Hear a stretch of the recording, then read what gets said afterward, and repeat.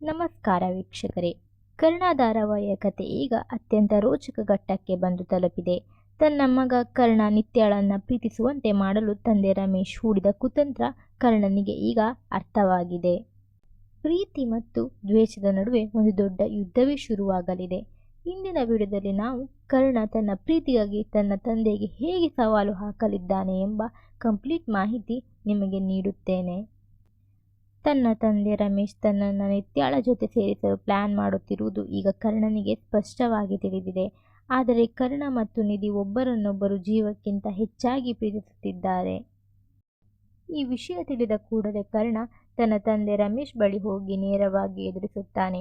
ನೀವು ಎಷ್ಟೇ ಪ್ಲಾನ್ ಮಾಡಿದರೂ ಕೂಡ ನಾನು ಮದುವೆ ದಿನ ನಿಧಿಯನ್ನೇ ಮದುವೆಯಾಗುತ್ತೇನೆ ಎಂದು ತಂದೆಗೆ ಓಪನ್ ಚಾಲೆಂಜ್ ಹಾಕುತ್ತಾನೆ. ಇದಾದ ನಂತರ ಭಾವುಕನಾದ ಕರ್ಣ ನಿಧಿ ಮಲಗಿರುವ ಕೋಣೆಗೆ ಹೋಗುತ್ತಾನೆ. ನಿಧಿ ಗಾಢ ನಿದ್ರೆಯಲ್ಲಿದ್ದಾಗ ಕರ್ಣ ಅವಳ ಕೈಯ ಮೇಲೆ ಮೆಹಂದಿಯಿಂದ ತನ್ನ ಹೆಸರನ್ನು ಬರೆಯುತ್ತಾನೆ. ತಾನು ಪ್ರೀತಿಸುವ ಹುಡುಗಿ ತನ್ನವಳಾಗಬೇಕು ಎಂಬ ಹಂಬಲದಿಂದ ಅವಳ ನಿದ್ದೆಗೂ ಭಂಗ ಬರದಂತೆ ಮೆಹಂದಿಯಲ್ಲಿ ಕರ್ಣ ಎಂದು ಬರೆದು, ನಿಧಿ ನೀನು ಯಾರೇ ಏನೇ ಅಂದರೂ ನನ್ನವಳು. ಈ ಮದುವೆ ದಿನ ನಾನು ನಿನ್ನನ್ನೇ ಮದುವೆಯಾಗುತ್ತೇನೆ ಎಂದು ಪ್ರೀತಿಯಿಂದ ವಾಗ್ದಾನ ಮಾಡುತ್ತಾನೆ. ಆದರೆ ನಿಧಿಗೆ ಈ ಯಾವ ವಿಚಾರವೂ ತಿಳಿದಿರುವುದಿಲ್ಲ. ವೀಕ್ಷಕರೇ, ಕರ್ಣ ಹಾಕಿರುವ ಈ ಸವಾಲು ರಮೇಶ್ಗೆ ನುಂಗಲಾರದ ತುತ್ತಾಗಿದೆ.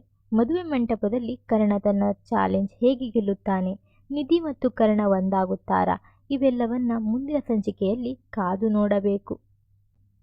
ಈ ವಿಡಿಯೋ ನಿಮಗೆ ಇಷ್ಟವಾದರೆ ಲೈಕ್ ಮಾಡಿ ಮತ್ತು ಕರ್ಣ ಧಾರಾವಾಹಿ ಇತ್ತೀಚಿನ ಅಪ್ಡೇಟ್ಸ್ಗಳಿಗಾಗಿ ನಮ್ಮ ಚಾನಲ್ ಸಬ್ಸ್ಕ್ರೈಬ್ ಮಾಡಿ.